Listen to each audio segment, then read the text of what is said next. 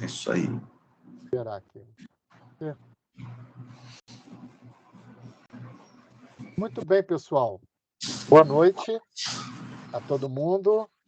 É uma alegria estar aqui mais uma vez, fechando o ciclo da série clássica, na nossa jornada pelo universo Star Trek, pensando em religiões e espiritualidade. E o tema de hoje, o episódio que nós vamos trabalhar hoje, não é isso não. Pior que é, só que eu esqueci de mudar aqui o nome. Desculpem, falha nossa. Aqui seria o nome do episódio. O episódio é O Jardim Proibido. Não, Fruto Proibido. O Fruto Proibido. Obrigado. Fruto Proibido. E agora não tem os informes técnicos aí do episódio, mas eu vou atualizar o slide aqui, tá?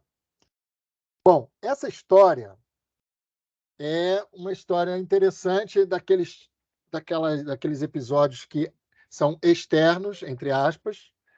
Na verdade, você percebe que é um cenário interno, né? Até por conta dos custos, né? Mais ou menos como foi o episódio do Apollo. É típico dessa série clássica. Eu acho que são poucos episódios que são em ambiente aberto realmente, né? Em geral, todos são no estúdio. E nesse episódio, esse grupo aí, aqui não está aparecendo o McCoy também está junto. Essa expedição avançada é levada para Gamma Trianguli 6. Aliás, eles adoravam botar número romano nos negócios, né? 2, 3, 6. Todo episódio tinha um negócio que o planeta tinha que ter um nome que era uma série, né? E eles vão lá para realizar a exploração do território. Quando chegam nesse espaço, eles notam uma variedade de plantas e ficam convencidos de estar em um paraíso. Eles percebem assim, poxa, isso aqui é um paraíso, um lugar, sabe, paradisíaco, que tem muita beleza, etc. Mas, logo depois que eles chegam, são surpreendidos por uma planta que solta dardos venenosos e, no mesmo instante, mata um dos tripulantes, um dos membros da expedição, que é um vermelhinho, e aqui, nesse episódio, começa a maldição do vermelhinho, né? Os vermelhinhos, todo episódio, quando tem mais de um vermelhinho anônimo, pode contar que o cara vai morrer. Isso aí é de lei, passa a ser uma lei, pelo menos na série clássica. Não sei se nas outras também rolam umas coisas dessas. Eu não lembro agora. Mas é o que o pessoal chama maldição Nas do outras, vermelhinho. nas outras não, porque aí a camisa vermelha já é a camisa de comando, né? Ah, Isso. verdade, é Esse verdade. pessoal de Passa a ser camisa vermelho de geralmente é comando. segurança, alguma coisa. Isso. E aí a camisa de segurança na outra série, se eu não me engano, é amarela, né? Eles mudam a Isso. cor, né? Inclusive, Pois é. esse episódio é um dos episódios que mais morre vermelhinho, cara. Sim, são 4 que morrem. Morre muito vermelhinho aí, coitado. Eles morrem Uma de todos os jeitos chacina. possíveis. A É uma chacina de chacina. vermelhinho. Isso aí. Pois é. E aí ele morre, aí fica aquela coisa, né? Cuidado com as plantas, né? Quer dizer, então, aí o Kirk até fala, esse paraíso está meio estranho.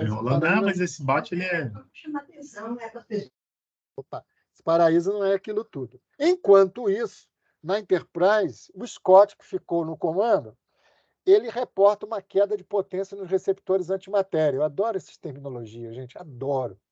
Receptores antimatéria, né? Quanto mais recente a série, mais a linguagem técnica vai ficando sofisticada, né? E é maravilhoso. Discovery, então, com aquele salto lá que a nave dá, como é que eles chamam? Eles falam salto mesmo? Não lembro, mas é assim, eles gostam de usar essas salto. terminologias. É salto, né? Salto. Aí eles falam Black Alert, né? Black Alert, e aí dão um salto. E aí, por causa desses receptores antimatéria estar com defeitos, a nave começa a ter problemas, inclusive inviabiliza depois o transporte do grupo em terra.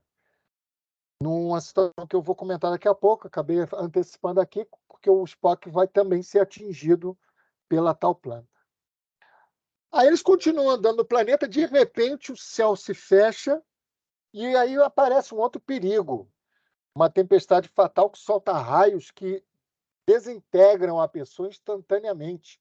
E mais um vermelhinho vai embora, né? Agora desaparece ali naquele momento da tempestade. E aí eles percebem, então, que um planeta é bonito, mas é cercado de perigos também. Então, eles têm que tomar muitos cuidados. Aliás, nesse meio tempo, eles descobrem também que algumas pedras são bonitas, tal, tão coloridas. Quando eles jogam, elas explodem. São pedras que são explosivas. Então, é um planeta extremamente hostil, no final das contas, né? Ainda assim, o Kirk está embevecido, né, pela beleza, e eles ficam divididos se devem se manter no local ou retornar à nave. Mas é aí que justamente o Kirk pede para retornar e o Scott diz: não vai ser possível, porque por conta né, nós vamos ter dificuldades aí. Na verdade, essa grande situação acontece com uma situação do Spock depois desse acontecimento aqui que eu vou passar. É quando eles descobrem um nativo. O nome dele na verdade, é Akuta. O Akuta, ele estava observando eles, o Kirk vai dar uma pancada no cara, o cara começa a chorar. Aí o Kirk fica: pô, você está chorando? Aí ele: você me bateu, né? Como se ele nunca tivesse sofrido violência, ele está meio assim, sem saber o que fazer. E ele mostra que é alguém que não é hostil nem violento. E eu vou fazer um comentário jocoso aqui, vocês desculpem, mas é um Umpa-Lumpa alienígena, né? A maquiagem deles é do Umpa-Lumpa alienígena. O Umpa-Lumpa foi inspirado nesse personagem alienígena aí. Eu acho que os Umpa-Lumpa vieram desse planeta. Porque é muito parecido, cabelo branquinho, maquiagem branca. Você já tinha percebido isso, Cal? Não, cara, você falou agora, eu lembrei, me veio à mente os Lupa-Lupa lá, cantando na Eu fábrica de nunca, chocolate. depois que eu associei, nunca mais eu consegui ver esse personagem sem associar. Desculpa aí, o Gene Roddenberry, mas caraca, mano, ficou muito engraçado isso. Mas funcionou, no episódio funcionou o negócio, né? Porque todos eles têm esse padrãozão assim. E é uma pele assim meio avermelhadona, né? Literalmente pele vermelha, que eles tanto falavam dos povos originários americanos. A pele vermelha está aí, os caras são bem vermelhinhos. Aí eles acabam se entendendo, né? O que fala que não vai fazer mal. Aí ele fica mais tranquilo. E o Akuta, então, vai. Ele fala que ele está vigiando o grupo porque ele tinha que fazer isso por causa de Vaal. Ele é os olhos e o ouvido de Vaal. E Vaal e a boca, né? A boca de Vaal. Ele é tipo um profeta. Então, a gente fica sabendo que ele é mais ou menos um profeta a serviço de uma entidade chamada Vaal, que ele diz que Vaal é tudo, né? Porque o Kirk pergunta: quem é Vaal? Ele diz: Vaal é tudo, né? E aí ele decide mostrar Vaal para o grupo. Mas eu não sei se já tinha acontecido o lance com o Spock ou não, acabou que eu perdi aqui a sequência. Mas, de qualquer forma, o Vaal é mostrado, é uma entrada, né, em forma de cabeça de serpente, que não fala, porque a boca dele é o profeta, ai, caramba, o nome do cara, Akuta, esses nomes legais, né? E aí ele tem uma bocarra que, na verdade, funciona como um acesso, né?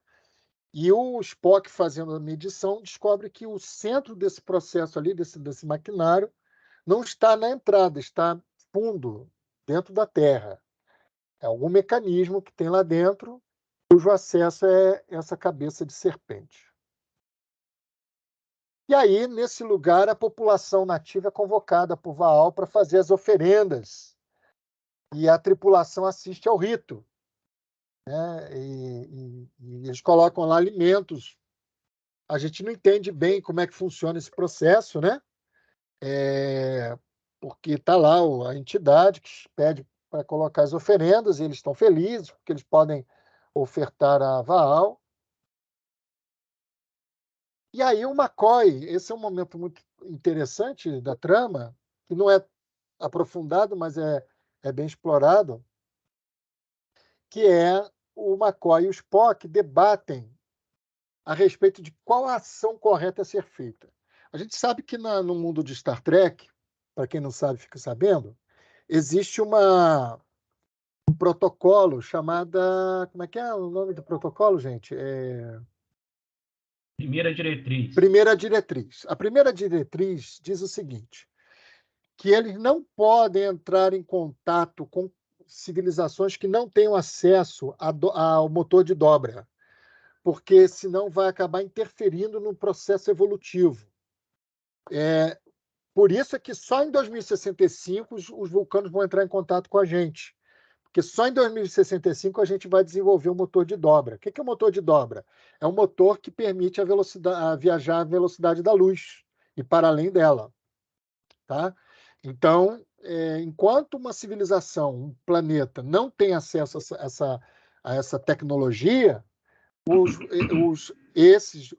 a Federação dos Planetas não pode chegar para não interferir no processo evolutivo. E justamente ali você tem uma civilização que certamente não tem acesso à tecnologia. É mostrada a aldeia deles, o estilo de vida deles, eles são tipo povos originários. Alguém colocou aqui no chat uma coisa curiosa, deixa eu ver aqui, o coisa até falou, ó. Mistura de um nativo Ula-Ula com a peruca da Hebe Camargo e make do Pablo do Silva. Eu lembro disso quando eu era criança. Olha aí, tem gente aí que... É André. André olha só, que bacana. Mas eu lembro, domingo, assim, assistindo isso, enquanto estava almoçando meu franguinho, a gente assistia lá os calouros lá. O Silvio Santos está... É o Bruno que fez um comentário aqui que eu acredito que você vai falar depois. Do Baal, aí, do Baal, é isso. Deixa esse comentário quietinho aí. E aí, gente, o fato é que eles entram, então, numa certa crise, e, aliás, isso é uma coisa que me causou estranheza, porque o Kirk ele é muito cioso das regras da Federação. Ele só quebra as regras se for uma questão de segurança da nave, da tripulação, mas não aleatoriamente. E naquele momento ali, tirando o fato de que eles estavam com dificuldade para subir na nave, não havia muito motivo para eles interferirem na cultura dos nativos. Então, quebrar a primeira diretriz ali não teria muito sentido. Porém, isso fica meio solto, e aí fica uma discussão ética entre o McCoy e o Spock. O Spock, como um bom vulcano, entende que correto é deixá-los na sua situação, na sua natureza, no seu formato civilizatório, como eles estão vivendo, eles estão bem e tal, não tem que mexer. E o McCoy, por sua vez, fica incomodado. Ele acha que não, tem que dar elementos para desenvolvimento, para o progresso, para a tecnologia, para avançar, para eles avançarem como civilização. Inclusive porque eles percebem que o pessoal não tem exercício de sexualidade, por exemplo, eles não têm filhos, não tem criança na tribo, no grupo, né, melhor dizendo, só tem adultos mais ou menos da mesma faixa etária, homens e mulheres, em paridade. Então, são uns casaizinhos de Adão e Eva ali, tudo certinho, e não tem criança, não tem nada. Inclusive, eles falam de reposição, material de reposição. Mas por que a gente nem sabe se precisa, porque eles não ficam doentes e nem morrem, eles têm imortalidade. Aí fica essa discussão entre os dois, né? Interferir ou não interferir? Deixar eles serem fazê-los se tornarem autônomos em relação a Vaal, ou permitir que eles continuem e se mantenham debaixo do cabresto dessa entidade. Essa é a discussão que gira entre os dois, e depois a gente vai retomar essa discussão. O Vaal, por algum motivo, percebe a situação lá e fica incomodado com a presença deles, então ele faz um comando para que o grupo ataque a tripulação, a população ataque a tripulação, só que o ataque é frustrado, porque aí tem uma cena de luta e tal, inclusive até a Alferes uma mocinha lá que eu nem comentei, né? O Tchekov tá apaixonadinho e tal. Também um lance que ficou meio solto assim no episódio, mas de qualquer forma, até a Alferes se mostra uma pessoa com capacidade de batalha, de combate, e também briga de igual para igual com a população nativa, sem nenhum problema. Então, eles são vencidos pela tripulação do Star Trek e são levados até diante do ser, né, da entidade. Só que aí o Kirk manda o Scott fazer uma coisa, porque a nave, a essas alturas, por efeito de algum raio, alguma força dessa engrenagem que tem em terra, a Enterprise está caindo. E só tem 1 hora antes dela se autodestruir e tal. Eles não conseguem fazer nada. E aí o que eles resolvem fazer? O que manda ele jogar o phaser nessa estrutura. O phaser é lançado, a estrutura é desmontada, ela é destruída, e a entidade morre. E aí a população fica por sua própria conta naquele momento. E aí o Kirk incentiva que eles assumam sua autonomia como grupo, descubram a beleza da sexualidade, inclusive, né?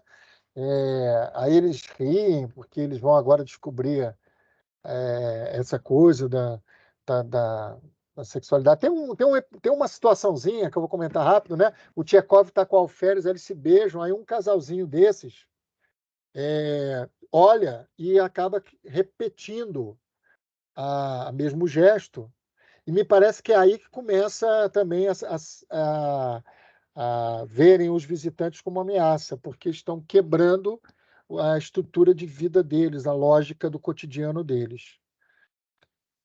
E aí eles morrem e a tripulação, a nave volta a funcionar normalmente, a tripulação consegue voltar para a nave, eles ficam lá agora por conta própria, sem mais a interferência do Vaal, e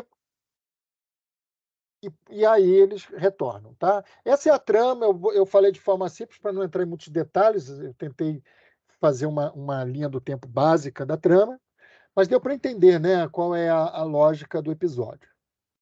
E aí, gente, o episódio vai para a gente com algumas reflexões, e aí é nessas reflexões que a gente vai agora trabalhar, e vocês podem contribuir também. Sobre o episódio em si, algum comentário, Antônio? Alguma coisa Não, que acho que você vai entrar aí. Não é um dos melhores episódios de Star Trek, né? Uhum. Eu acho que tem muito furo aí do. Não é. A exemplo do último episódio que a gente trabalhou, é engraçado, né? Parece que quando eles inserem elementos que têm um caráter de espiritualidade ou religioso, parece que eles dão umas escorregadas no roteiro, porque eles saem do campo da ficção científica, exatamente. né? Eu acho que eles se perdem um pouco. Uhum. Mas, ainda assim, é um episódio assim, cheio de referências, né? Sim, muito, muito instigante, muito instigante. Por isso que eu escolhi ele.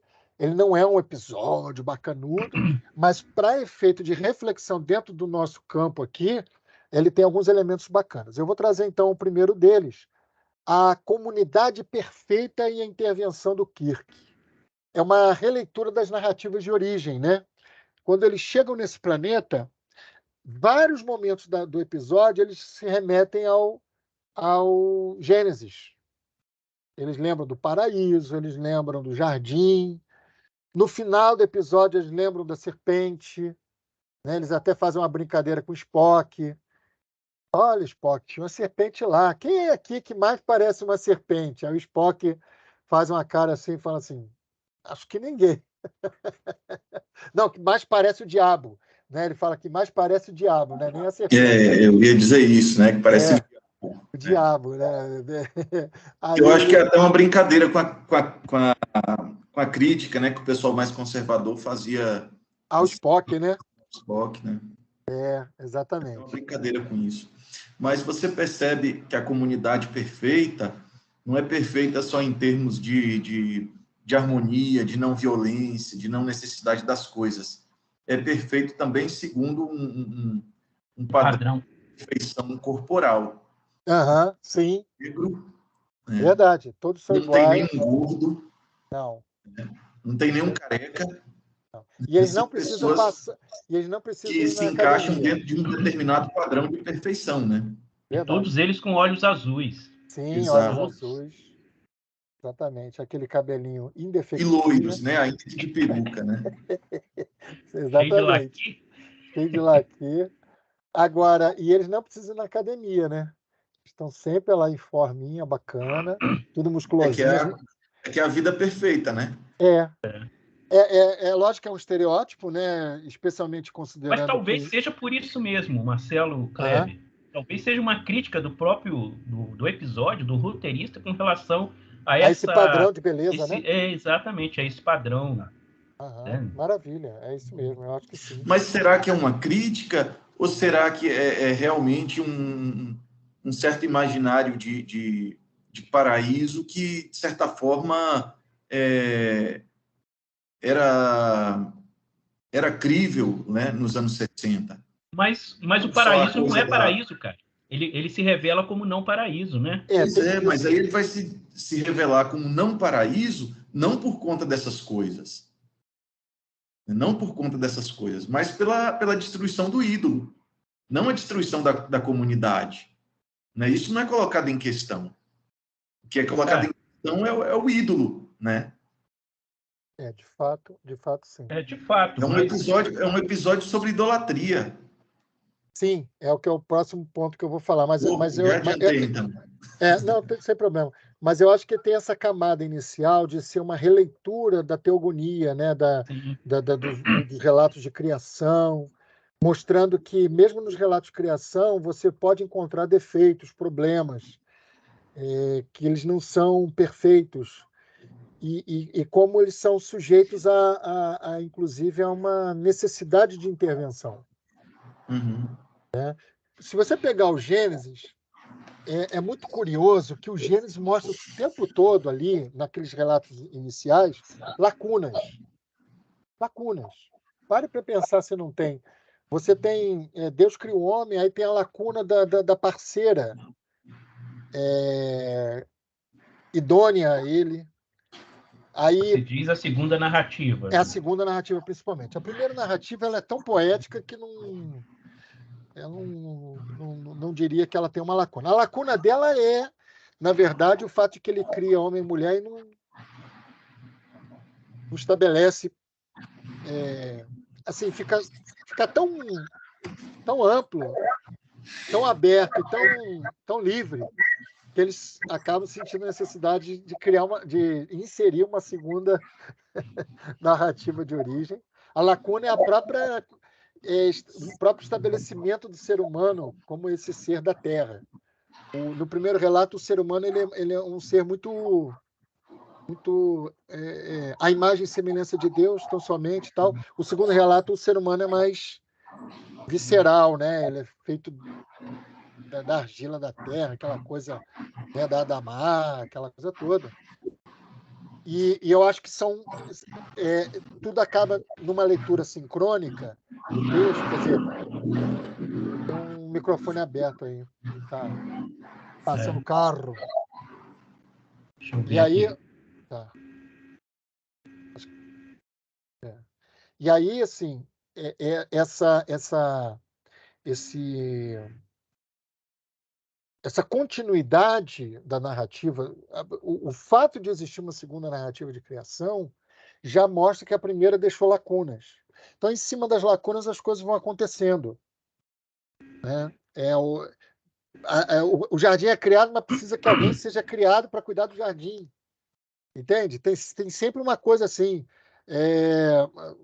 Você tem a árvore do conhecimento do bem e do mal, a árvore da vida, mas aí você tem que ter uma ordem para não comer, porque senão dá problema.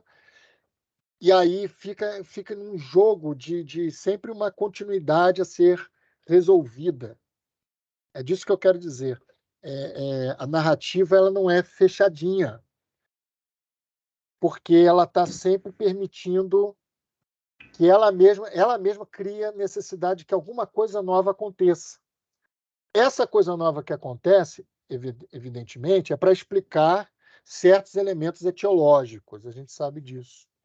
Por que a mulher e o homem são comuns um ao outro, por que o homem deve buscar alguém para casamento, a questão de povoar a terra, né? Uma série de ordens que tem muito a ver com aquele momento Tem, de Israel. eu Que não sei não... se você colocou aí, Marcelo, tem um diálogo entre o McCoy e o Kirk nesse episódio que eu achei muito interessante, que o McCoy diz assim: esta é a segunda vez que o homem é expulso do paraíso. Aí o Kirk diz assim: não, dessa vez nós saímos por conta própria. Né? Não sei se você lembra desse. Eu acho que é no finalzinho, não é? Quase no finalzinho ali, Exatamente na parte que eles vão implicar com o Spock. Aquele diálogo final é muito interessante, realmente. Não coloquei, não. Mas então, é uma outra referência, né? Quer dizer, é um episódio que está o tempo todo mostrando para a gente a importância no imaginário desses elementos presentes nos relatos de origem, que a gente sempre vai lembrar um ponto ou outro, né? E um ponto muito importante para esse grupo é: o paraíso não é perfeito e, logo, o paraíso não é para a gente, né? A gente não quer esse paraíso. Ele não nos atende. Então, é o que o Kirk fala para o McCoy. Não, dessa vez a gente foi expulso, mas por conta própria. A gente não foi ninguém que tirou a gente de lá, a gente que não quis ficar.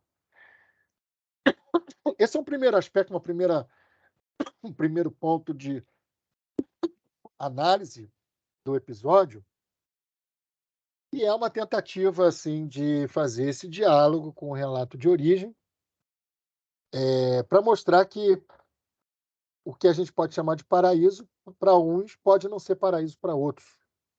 Outra coisa que tem que ser considerada aí, que eles fazem uma hermenêutica dessa narrativa, uma hermenêutica cristã, né? Sim. Totalmente. Toda a narrativa deles aí é uma hermenêutica cristã da ideia do.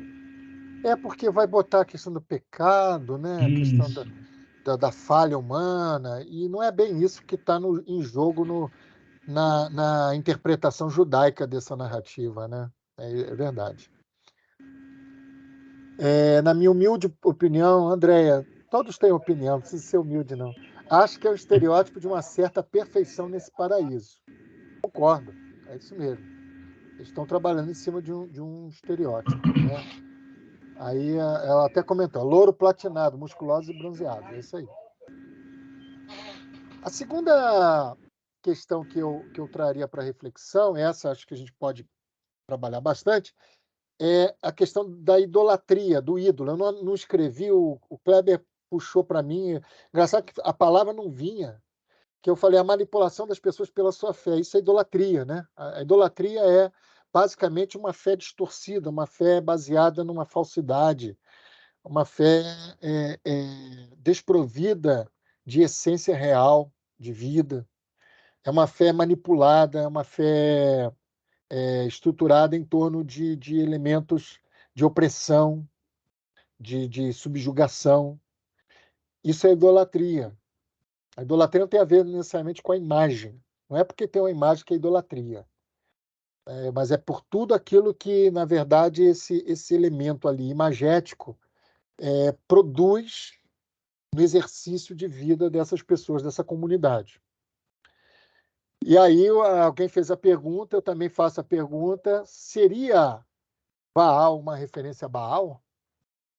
Eu achei muito curioso que as pessoas, que os roteiristas tenham usado essa estrutura de palavra com dois A's, o L. E a gente sabe que no hebraico, B também pode ter som de V. Então, Baal ou Baal é a mesma coisa no hebraico. E a gente sabe que esses roteiristas de Hollywood, esse pessoal lá de Hollywood, boa parte deles são judeus, né? Desculpe, gente, hoje eu estou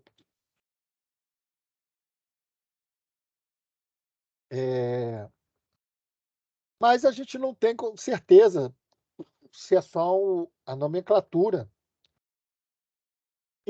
ou se de fato tem algum valor relativo. Bom, vou pegar aqui um dado. Quando tem a história do Caim e Abel, que tem as oferendas de legumes do Caim e as oferendas de carne do cordeiro do Abel, diz que Javé aceitou Abel e não aceitou a oferta de Caim, certo? O pessoal sempre pergunta, por que Javé não aceitou a oferta de Caim? É porque a oferta de legumes era oferta a Baal. Na cultura cananeia, Baal não era, a oferenda a Baal não era com carne, era com legumes e frutas. Como você tem várias oferendas nos cultos afro, existem várias entidades cujas as oferendas não são animais, são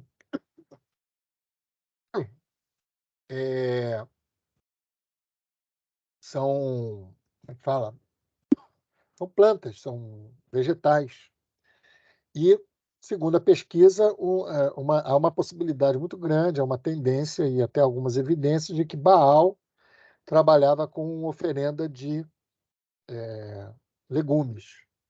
Isso seria, então, Caim e Abel seria uma tipificação, uma personificação de dois grupos. Um grupo ligado a Javé e um grupo ligado a Baal, sendo que Baal perde. Isso vai ser um motivo, um tema recorrente na literatura bíblica do Antigo Testamento. Baal é o ídolo, é o falso Deus, Javé é o verdadeiro Deus. Então, isso seria talvez uma coincidência ou um deliberado da parte dos roteiristas colocar esse Baal recebendo leguminosas. Essa questão da idolatria é muito curiosa, porque eles estavam totalmente dependentes desse Baal e eles, nessa jornada de vida deles, era tudo... Eles não tinham necessidade de nada. Pode ser uma crítica, inclusive, não tanto a uma religião idolátrica, necessariamente, mas se vocês pararem para pensar, a religião proposta no Pentateuco, vista de maneira tecnicista, de maneira mecânica, é mais ou menos isso aqui. Não é isso que diz lá em Deuteronômio? Se vocês me adorarem, se vocês servirem, se vocês me obedecerem, vocês terão fruto da terra, vocês não ficarão doentes, etc, etc. É mais ou menos essa relação que tem ali. Então, de fato, numa leitura bem profunda, eles fizeram uma coisa muito inteligente, porque eles criticaram a religião judaica e cristã de maneira velada. Porque um cristão, um judeu, vendo isso aqui, ele jamais ia associar a sua própria religião. Ele ia falar, isso aí está lembrando realmente Baal, ó, religião idolátrica. Mas a aliança que esse povo tem com a divindade é muito mais próxima da própria relação com Javé do que aquilo que nós sabemos da relação com Baal. Porque a gente não tem nada, a gente não tem norma de Baal, a gente não tem palavra de Baal para o povo, a gente não sabe se Baal exigia obediência, como é que funcionava o negócio. Agora, Javé a gente sabe tudo, está lá o Pentateuco que demonstra como funcionava a relação de Israel com Javé. As exigências e tudo, e essas exigências sendo cumpridas permitiam ter uma vida boa na Terra. Então, eu não estou dizendo que isso é errado, mas estou dizendo que na série, no episódio, pode ter também uma crítica a estrutura de uma relação que a gente levantou há 2 episódios atrás, no primeiro programa, né, no primeiro episódio, que é essa estrutura de uma fé utilitarista. Entendam você, vou repetir. Olhando o Pentateuco numa visão mecanicista, uma visão legalista. Agora, em uma dimensão mais ampla, a gente percebe que não, que a questão ritual ela está ali, mas o que prevalece é o conceito de entrega, de amor a Javé, etc, etc. Aí é outro processo, né? Fala, Kleber. Eu acho que, assim, você disse está bem correto. Eu percebo essa ligação entre esse episódio e aquele primeiro que você trabalhou lá do Apolo, né, que essa mesma é uma crítica que é bastante recorrente, né, no Star Trek. É aquela tentativa de destruição não somente dos ídolos, mas sempre tentar desvelar o que está por trás da religião. Eles chegam, no caso, nesse planeta, né, um planeta, segundo os padrões deles, paradisíacos, eles se encantam com as flores, com as pedras, com as plantas, eles se encantam depois com a comunidade e tudo mais, até que eles se deparam com a religião. Né? Tudo aquilo é sustentado pela religião. Né? Tudo aquilo é sustentado por uma divindade. Né? E o problema deles é com isso.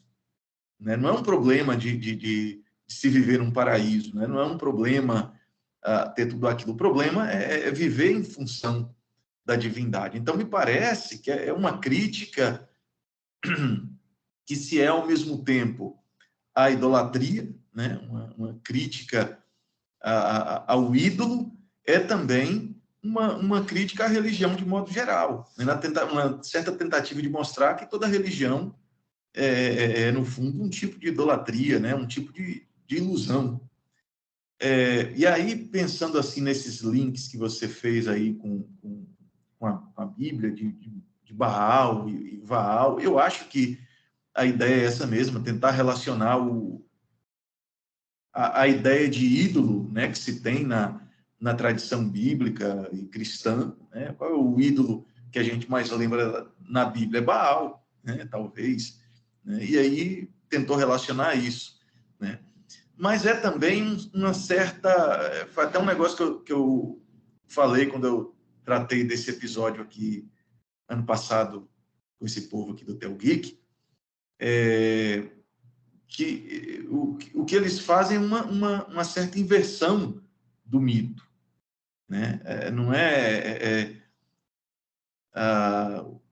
Não são as pessoas que, de certa forma, subvertem a criação, são os de fora. Né? Ou seja, eles são a própria serpente. Né? Talvez seja uma releitura da criação do ponto de vista da serpente. Né?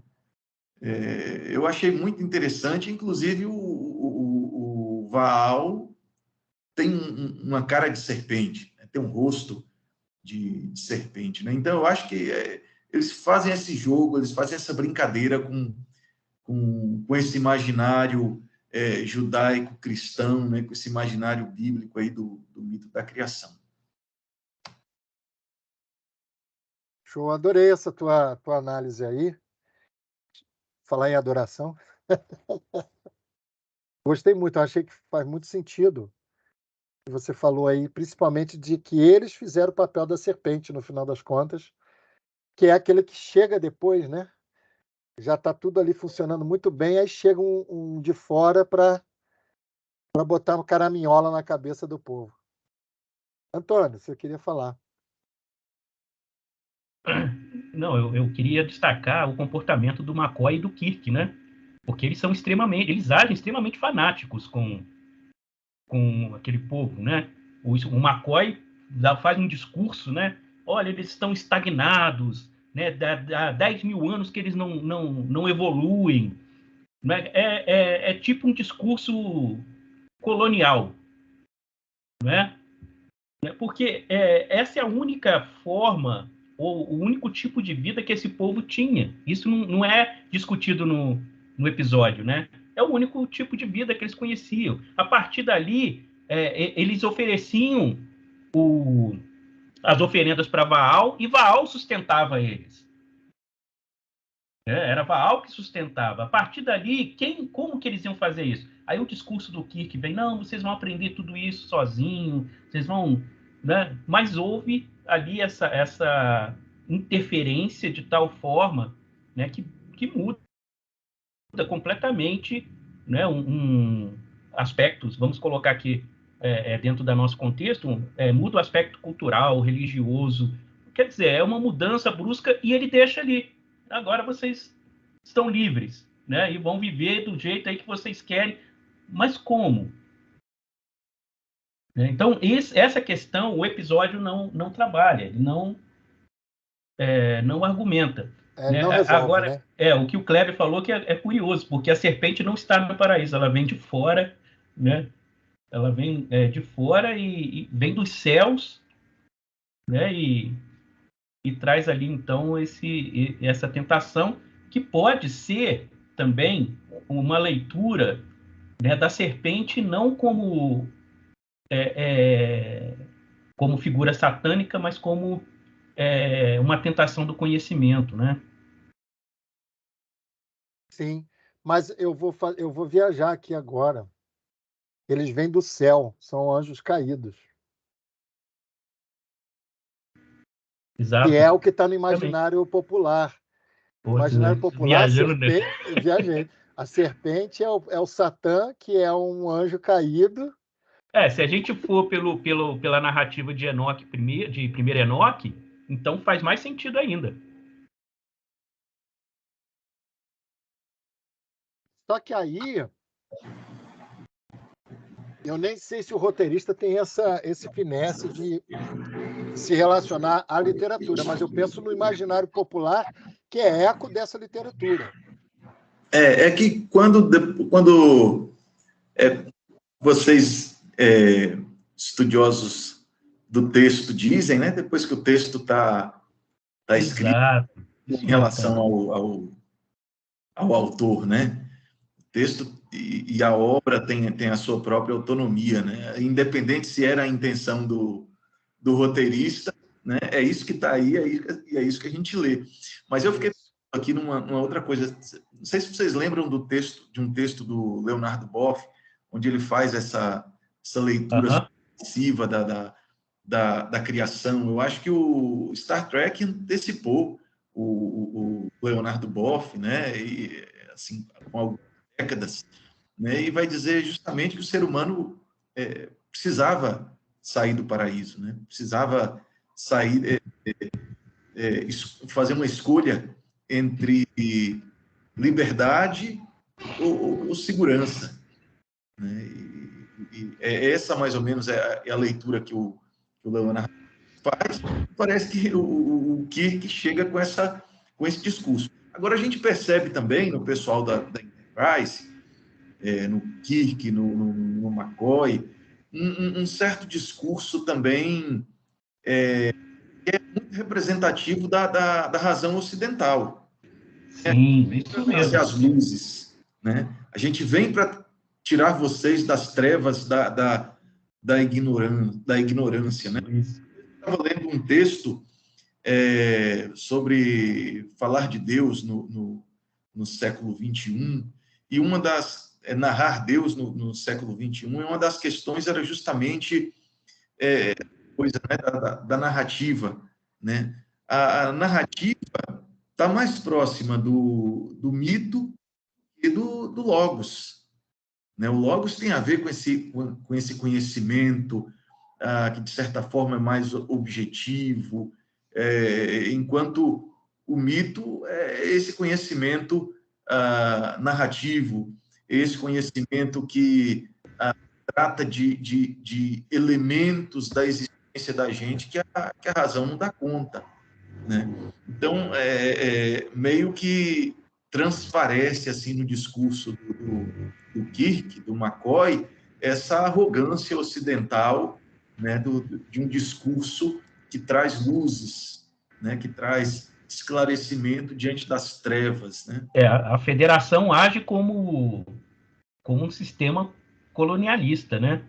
Eles chegam e acabam impondo, né, a sua verdade em cima da existência de outros povos. Isso vai ficar muito forte no Discovery, né? O Discovery vai, inclusive, ser, acho que é a série que mais tem críticas à Federação, apesar de que outras séries também têm, em outro sentido, né? No sentido mais pontual de como os comandantes se sentem muitas vezes reprimidos pela Federação. Mas só quem gosta de Discovery que vai ver isso, né? Quem não gosta Quem não vai gosta, ficar com o Kirk até o vai final. ficar com essa visão aí, entendeu? É isso aí. Para fechar, gente, o último tópico na verdade, uma análise do episódio em relação a essa temática, e que é a tentativa de dialogar com o imaginário cristão sobre a origem e todos esses elementos que a gente comentou. E aí eu fico perguntando se funcionou ou falhou. A possível resposta é que não é nem questão de se funcionou ou falhou. Eu acho que provocou. Isso é importante. Esse episódio provoca a reflexão, provoca o pensamento. Aí a Adriane falou aí da autonomia, o livre-arbítrio, né? E o Kleber fechou bem a questão. Segurança ou autonomia, ou liberdade? A liberdade social, que não é estabelecida por normas rígidas e uma obediência cega a uma verdade, ela gera insegurança, né? No caso do episódio, essa insegurança seria em forma de possibilidade de morte, doenças. Isso a gente já tem, né? A gente já tem. No nosso caso, essa liberdade tem mais a ver com o fato de, às vezes, a gente não ter muita segurança com relação à pós-morte. A fé cristã, por exemplo, ela é muito sustentada em torno de uma convicção clara e cristalina sobre a pós-morte, porque isso traz segurança, né, em relação à morte. Coisa que o judaísmo, por exemplo, até hoje não resolveu. O judaísmo, que é mais antigo, ainda tem caminhos, tem processos diversos para a questão da pós-morte. Outras religiões têm outras formas de explicar o pós-morte. E o cristianismo se fechou numa visão apocalíptica do pós-morte e passou a ser interpretado de maneira literal e gerou a nossa convicção. E é muito curioso, a gente até considera herege quem não concorda, céu, inferno e tal, mas se você botar um grupo de cristãos de igrejas diferentes, às vezes até da mesma igreja, e disser para essas pessoas, perguntar para essas pessoas, explica como vai ser o pós-morte, nenhuma vai falar a mesma coisa que a outra, cada um tem uma visão um pouquinho diferente. Mesmo usando a Bíblia, porque a Bíblia ela não tem uma sistematização desse assunto, ela só lança lampejos, muito como se fosse sonho, né? Aquela visão quebrada, fragmentada da realidade, ou muito simbólica e metafórica. E aí, quando começa-se a interpretar isso de forma literal, cada um vai para um lado diferente. A bem da verdade, essa segurança que a gente busca, ela só existe na nossa cabeça. Porque fé é justamente a expressão de você ter segurança mesmo sem ter certeza de como serão as coisas. Até o Hebreus, né, o autor de Hebreus, pensando nisso, ele responde, né, a fé é a certeza das coisas que se esperam. Ok, esse autor ele vai falar disso. O Paulo ele vai numa outra linha, ele vai dizer que a fé, na verdade, é a convicção que eu tenho daquilo que eu vivo hoje. E isso me dá ânimo para crer no futuro, né? Então, aí isso me dá esperança. Aí sim, a esperança eu não vi. Eu não sei. Aí ele fala: se você já viu, não é esperança. Você já tem certeza como funcionam as coisas? Não é esperança. Esperança é você não ter certeza e se deixar guiar pelo Espírito para essa viagem. Essa é a visão bíblica de Romanos, de Hebreus. Outros textos do Novo Testamento são muito confusos em relação a isso, porque não dão uma clareza de definição. Porque o Novo Testamento não é conceitual, não é doutrinário, não é dogmático. Ele trabalha com os lampejos de fé, os lampejos de crenças que o grupo tem. Eu estou falando isso tudo porque quando o episódio ele nos levanta questões sobre o imaginário cristão e sobre essas discussões que permeiam o imaginário cristão, essas imagens que permeiam no imaginário cristão, na verdade, elas estão percebendo, eles estão tentando dialogar com essa realidade, mas eu vejo muito na forma de crítica e não na forma de uma repetição ou de uma confirmação. Mas é uma crítica tão velada, e eu acho que os evangélicos tradicionais que assistiam não tiveram efetivamente uma percepção disso. Nós estamos tendo porque a gente faz leituras de camadas, a gente busca outros instrumentais de leitura do episódio, mas o episódio em si ele não tem não passa essa clareza. Dá a impressão apenas que ele está repetindo o relato do Gênesis, aquela coisa, fica uma coisa meio estereotipada. Talvez aí o Antônio Carlos tenha razão, é uma forma de criticar veladamente, de uma forma que não escandalize os religiosos da época. Como a gente está vivendo uma época muito parecida com aqueles anos, eu estou percebendo que nós, quando vamos fazer crítica à religião, a gente tem que voltar a Star Trek, fazer uma coisa bem velada, que só perceba quem tem muito aparato de leitura para analisar a situação, né? Não sei se vocês querem comentar, eu falei demais aqui, eu acho que eu fiz uma digressão até, mas se vocês quiserem comentar aí para me ajudar, Kleber é bom para botar a roda para girar.